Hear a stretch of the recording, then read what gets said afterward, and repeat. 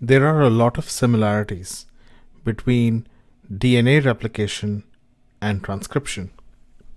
So here we have a DNA template strand, a DNA that's going to be a molecule that's going to be read into RNA, and this S signifies the ribose sugar, and this phosphate is on the 5th carbon, and so this is the 5' end of the molecule, and this side is the 3' end.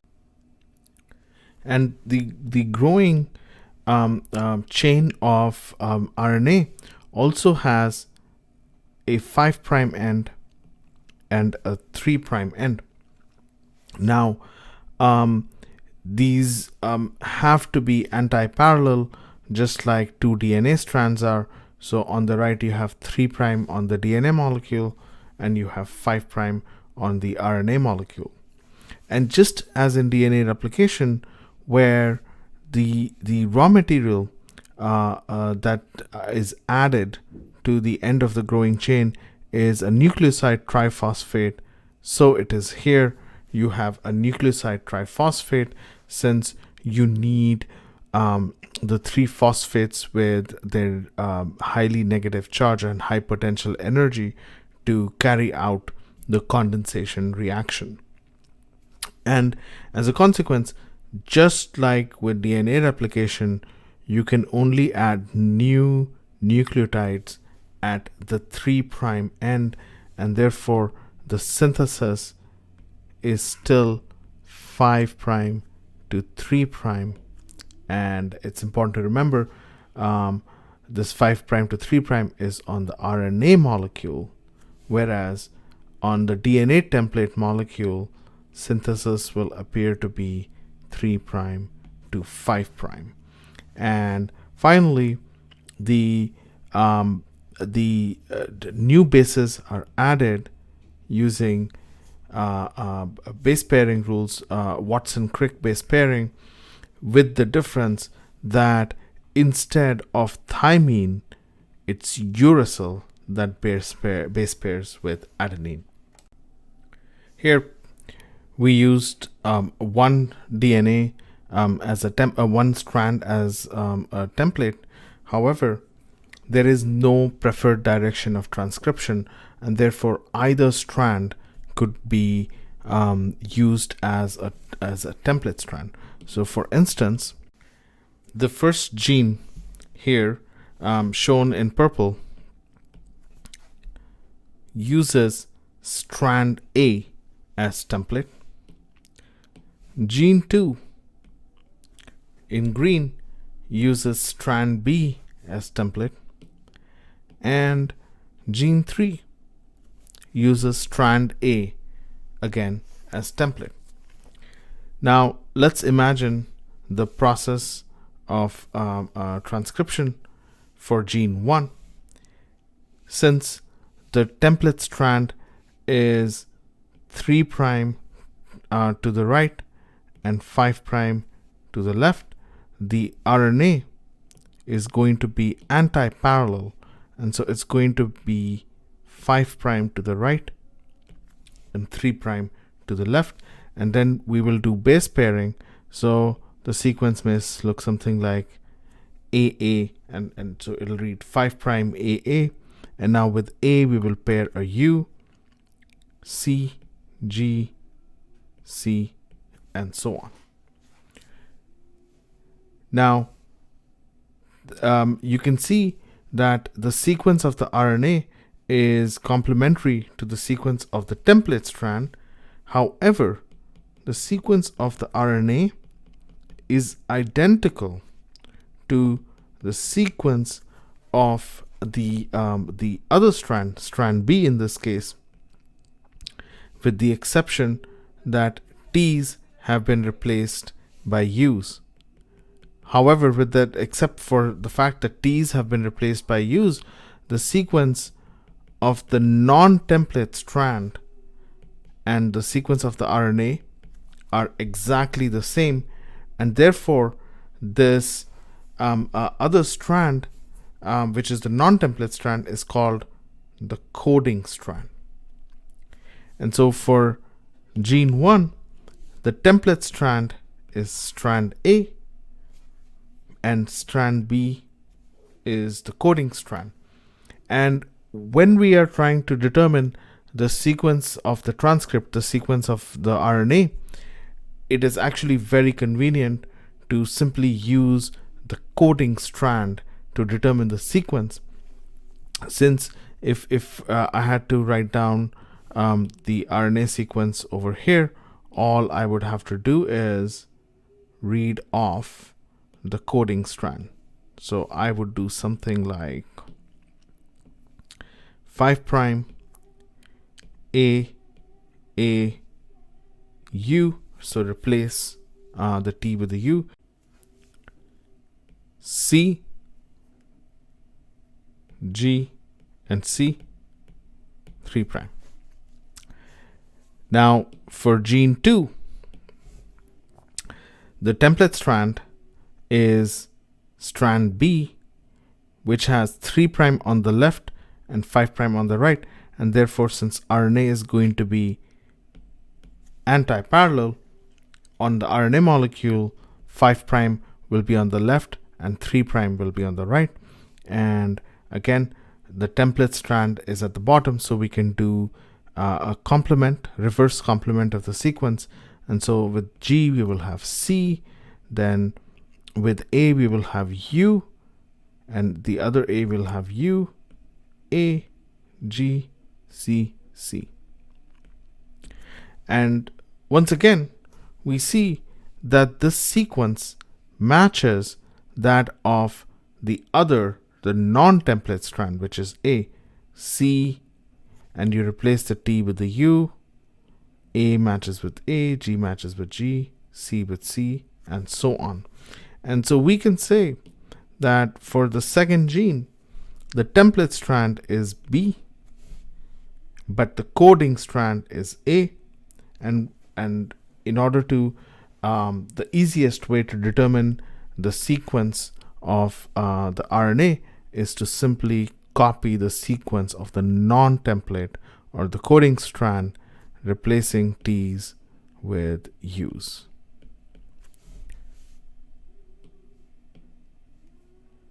Finally, we can look at gene 3, which is whose template strand is on strand A, or the top strand, and therefore the 5 prime will be to the right and 3 prime will be to the left, and the sequence by base pairing is going to be U, U, C, C, A, going from 5 prime to 3 prime. And for this gene, the template strand is A and the coding strand is B. To summarize, there is no preferred strand or preferred direction for transcription. You can make transcripts from using either strand as the template. And secondly, the other strand, the non-template strand, is also called the coding strand. And the sequence of RNA is the same as the sequence of the coding or the non-template strand, except you replace the T's with the U's. This figure shows a partial map of the E. coli bacterial chromosome, and this chromosome is about 4.6 million base pairs, and there are about 4,400 genes on the E. coli chromosome. And this highlights one important problem in transcription, which is how does the RNA polymerase know where to start? how does it know where the starting of the gene is? And to kind of understand how difficult a problem this is, if we divide the number of genes, so let's say 4,000 by 4 million, it means we have one gene in about 1,000 base pairs. And the polymerase has the challenge of finding the starting point, which could lie anywhere in 1,000 base pairs. And how is that problem solved? And the way that problem has been solved is in the form of a sequence signature called the promoter. And I like to think of promoters as flags in the genome. So we could perhaps have a flag here which says that you should start transcribing this particular gene. And you could have a flag here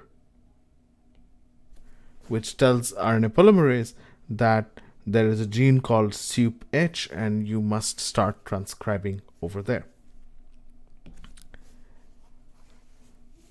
So in this figure, we have the coding sequence of the gene, the part of the DNA starting with ATG, which will result in an AUG codon that will be methionine, or the first amino acid in the protein that will be translated from this transcript. Now, the transcript does not actually start at the start codon. The polypeptide will start at the start codon, but this transcript actually starts a little bit before the start codon, and this region from +1, or the start of the transcript, to the start codon, or the start of the translated region, this region is called the untranslated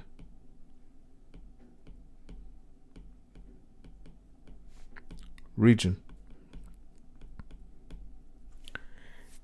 or UTR. Furthermore, since the 5' end of the transcript is over here at the start, and the 3' end of the transcript is near the end, this untranslated region is known as the 5' untranslated region, or the 5' UTR. Now, if we look at the DNA sequence immediately before the start of the transcript, there is a particular pattern of DNA sequence known as the promoter, and this promoter is the flag that we talked about. So the polymerase is, the RNA polymerase is looking in the genome, in the DNA, for the promoter, and when it finds the promoter, it knows that at the end of the promoter it has to start transcribing, and the first base of the transcript is at the end of the promoter. Now, what is the pattern of sequence that signifies, and in this case we are talking about prokaryotic transcription, so in what happens in bacteria, what is the sequence that signifies to the polymerase that there is a gene? And the particular sequence it's looking for is TATAT, and this TATAT occurs 0, -1, -2, -3, -4, -5, -6, -7, -8, -9, -10. This sequence occurs at 10 base pairs before +1 or the start of the transcript, and that's why this is called the -10 box. And 35 base pairs before the start of the transcript is another pattern of sequence T T T G A C A T, and this is known as the -35 box. So the polymerase is looking around, hunting around in the genome for this particular pattern of sequence, TTGACAT, and then about 25 base pairs after that, TATAAT. And as soon as it finds this pattern, it knows that 10 base pairs from the middle of the -10 box is where it needs to start transcribing.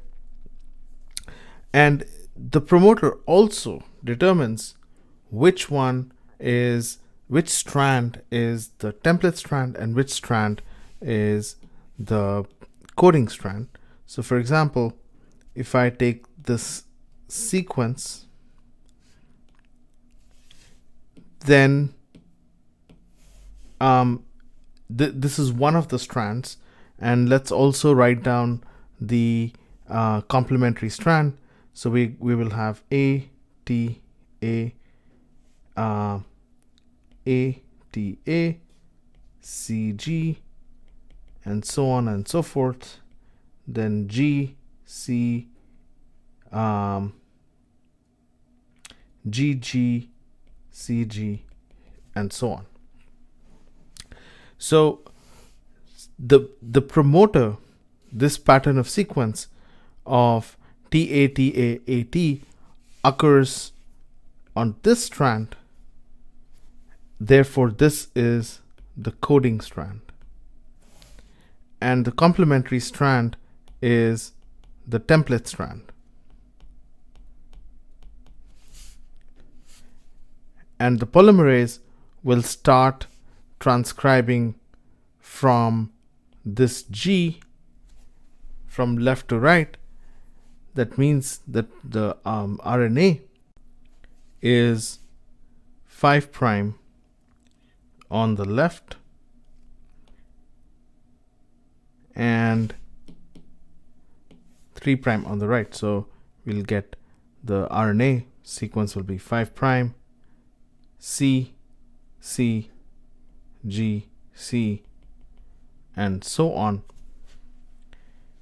And we can further label 5' and 3'. So the coding strand has the same polarity as the RNA. So it's 5' on the left and 3' on the right. And my template strand is 3' on the left and 5' on the right.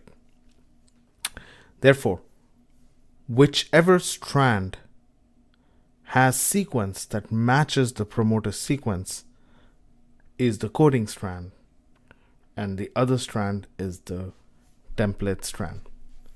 Now, one final point about promoters is that the promoter does not have to match these sequences exactly. Listed here are promoter sequences of several bacterial genes, bacterial promoters, and you can see here that they don't match the sequence exactly. For instance, the RRNE1 only matches the first 3 letters TTG, but then the next 4 letters CGGC do not match ACAT. And the same holds true for the -10 box. And the sequences that we talked about as being the minus 35 box and the minus 10 box are in fact what's known as consensus sequences. Consensus, where the most common letter, for instance, T is the most common in the first position, is chosen as the consensus. It's the consensus letter. Whereas for the third position, G is the consensus letter. Therefore, the promoters of individual genes resemble the minus 35 box and minus 10 box as shown here, but they're not exactly the same sequence as the consensus minus 35 and minus 10 boxes.